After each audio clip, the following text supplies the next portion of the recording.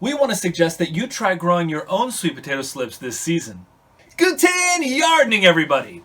For those of you who are familiar with our channel at all, you probably know that we are obsessed with growing those delicious and highly nutritious sweet potatoes. And in this video, we want to suggest that in addition to or instead of buying sweet potato slips from someone else, that you consider propagating them from either store-bought sweet potatoes, or if you harvested sweet potatoes last year, propagating your own sweet potato slips. It's not a difficult process, and right now here in Zone 5 is when we're starting that process for this upcoming growing season. So I want to talk to you a little bit about what we would suggest you do along these lines and encourage you to give that a try. Well, first and foremost, I want to say that we have had great success growing sweet potatoes from slips that we have purchased on the internet. So it's not necessarily a bad idea, especially if you are looking for some unique or rare varieties of sweet potatoes that you can't find locally. So that is still something that's on the table. However, we've also had great success propagating sweet potato slips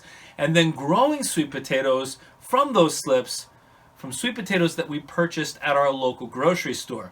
Now, we only use organic sweet potatoes, but I've heard that you could potentially do the same thing with non-organic sweet potatoes. I guess that's your preference.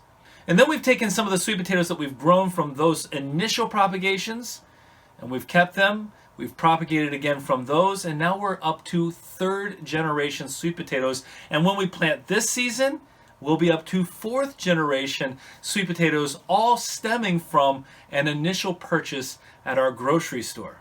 Now, you have to know that not all sweet potatoes are created equal. That is to say, there are different textures, different flavors, and to be quite frank, I think there are some that are far better than others.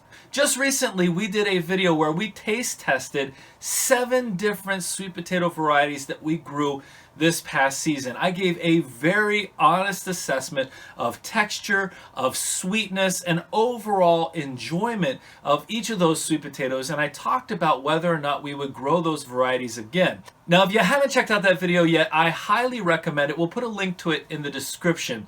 This gives you a good idea, I think, of some of the variants and what you can expect from sweet potatoes. And so one of the benefits of purchasing a sweet potato from the store and then propagating slips from it is you can do your own taste test of the sweet potato first. And I think that's a really valuable tool to have in hand.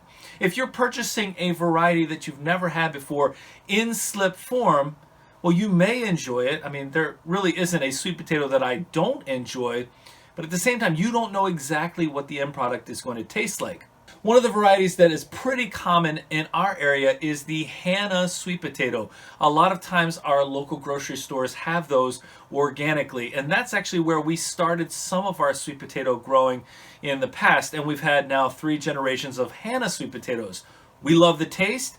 We love the texture. It produces well for us, and we know because we were able to taste the Hannah sweet potato before we ever grew it that we would like that variety. So this is something that I can suggest to you. If you're going to try growing sweet potato slips, maybe give a little taste test first. Look at the different varieties that are available to you at your local stores and then see which ones taste the best. If they're organic, from what we've seen anyway, you're not going to have any problem propagating sweet potato slips from those sweet potatoes, and then you're pretty much guaranteed to enjoy the end result. Now, not every variety of sweet potato grows as well in every area. I think that's pretty much a given. In fact, we're here in Zone 5, and I don't want to say we're pushing the boundaries, but we have a pretty short growing season.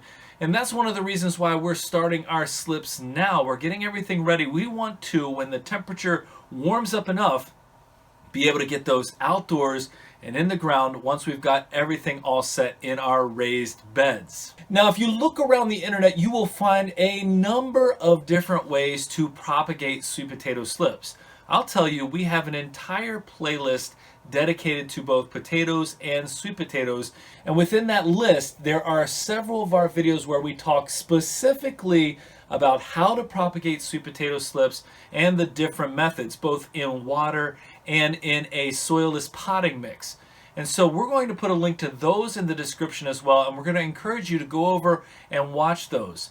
It really, truly is a very simple, straightforward process to go from a sweet potato that you bought at the store to that development of the slips from that sweet potato. And then the harvest of those sweet potato slips is also quite straightforward.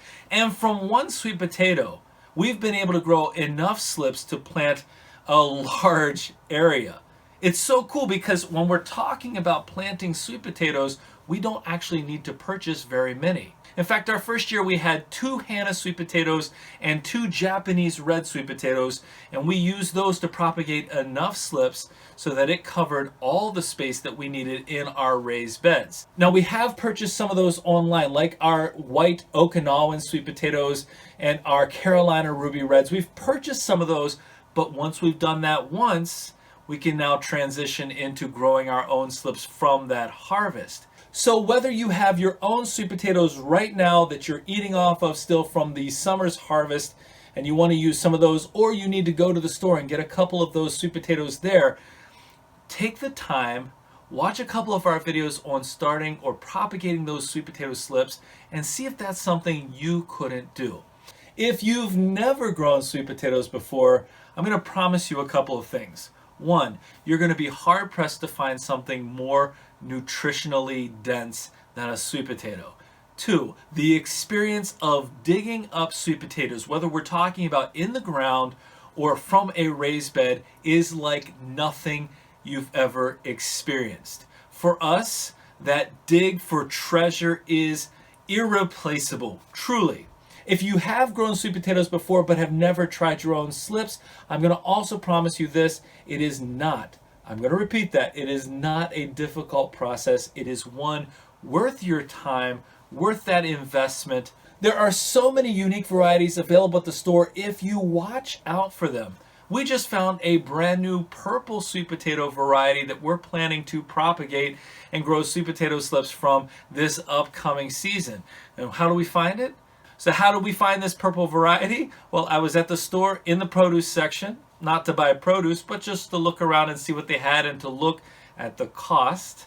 And there I saw a new variety to us of sweet potatoes. It looked great, so I bought one of them with the plan to grow our own this upcoming season.